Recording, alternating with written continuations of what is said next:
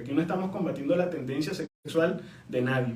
Hay personas que son heterosexuales, que tienen los mismos, hay personas que son homosexuales, otras heterosexuales, y todos tienen los mismos derechos. Particularmente en Venezuela, nuestra Constitución, en sus 350 artículos, no les niega ningún derecho a ninguna persona en razón de su condición sexual. De hecho, está expresamente prohibido en nuestra Constitución la discriminación por cualquier causa. Cuando hablamos de la ideología de género, tenemos que recordar que, si bien es cierto, nuestra legislación habla de género, y aquí las manipulaciones que están existiendo incluso a nivel legal, cuando se habla de género, no se habla de distintos géneros. El género es una condición innata, abrazada, arraigada con la sexualidad.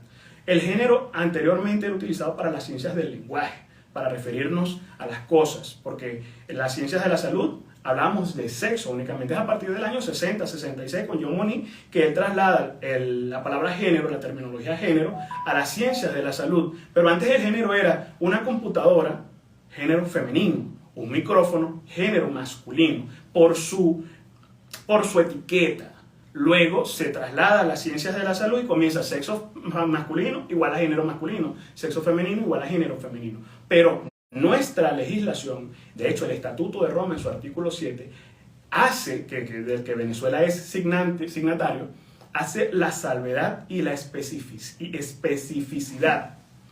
Cuando se habla de género, hablamos del sexo masculino y femenino. Y no se permitirá, parafraseando un poco el artículo, ningún tipo de acepción diferente a la contenida en este artículo.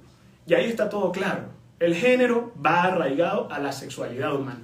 Por ahí estuve viendo algunas luchas de cierto sector que hablan de que como ellos se han hecho tratamientos químicos y quirúrgicos en sus cuerpos, quieren cambiar la identidad y que el Estado venezolano les reconozca como lo que ahora dicen ser. Entonces, esta es la gravedad del asunto. Cuando hablamos de la conducta, digamos, a nivel criminal, si nosotros permitimos los cambios legales para el reconocimiento de quien se mutile un genital y, bueno, tenga que ser reconocido por la ley como tal, mañana tendremos a violadores, como ya existe en Estados Unidos, el caso que lo tenemos acá, ya lo vamos a buscar, en donde un violador fue procesado y condenado y al momento de la condena se autopercibió como mujer y lejos de cumplir condena en una prisión para hombres, lo enviaron a una prisión femenina y terminó violando a 4 reclusas y embarazando a 2. O el caso del bombero en Argentina, para no irnos muy lejos, que golpeaba a su mujer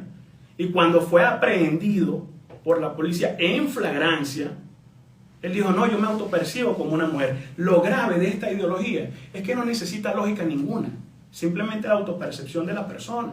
Entonces, ese hombre que golpeaba a su esposa, a su mujer, cuando fue aprehendido, no fue procesado. ¿Por qué? Porque se supone que la violencia de género o la violencia doméstica es una violencia que se ejecuta y se manifiesta por la acción violenta del hombre contra su pareja, su mujer. Pero cuando eran 2 mujeres, porque él ahora se autopercibió como una mujer, no fue procesado porque quedó como una pelea entre mujeres que no pasó de un episodio de alteración del orden público. Se está modificando la ley o se pretenden exigir modificaciones a la ley que no solamente son ilógicas, sino que son nocivas para el comportamiento social.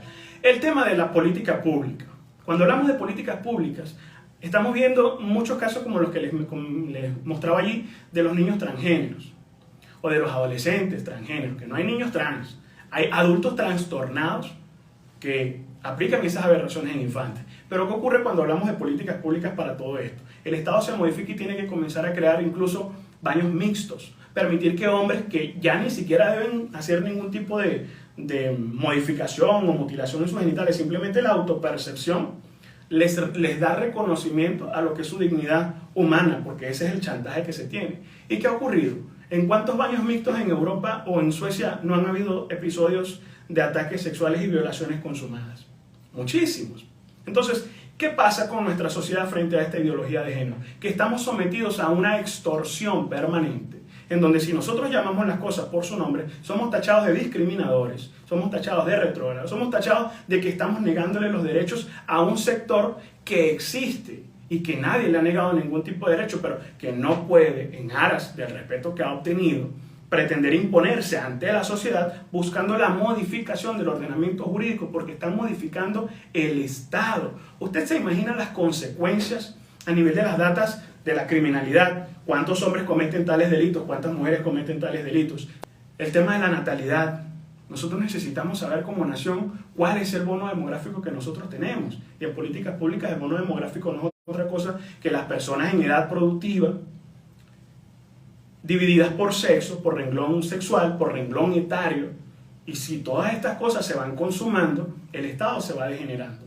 ¿Cómo controlar la data médica a nivel de enfermedades? Si ahora se está induciendo o proyectando que cuando nazca un niño no se le coloque el sexo de nacimiento, sino que se le coloque un género X.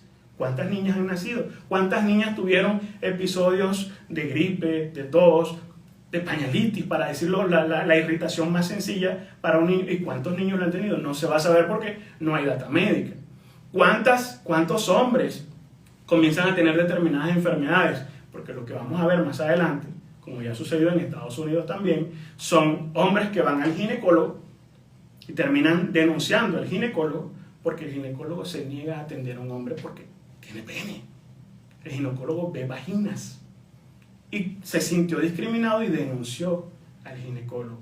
¿Cómo se le dice a un hombre de 50 años, 60 años que se cree mujer, señorita, señor, ¿no? Y no, yo soy una señorita. Bueno, señorita, usted tiene cáncer de próstata. Son situaciones tragicómicas, pero que son muy reales y ya están sucediendo.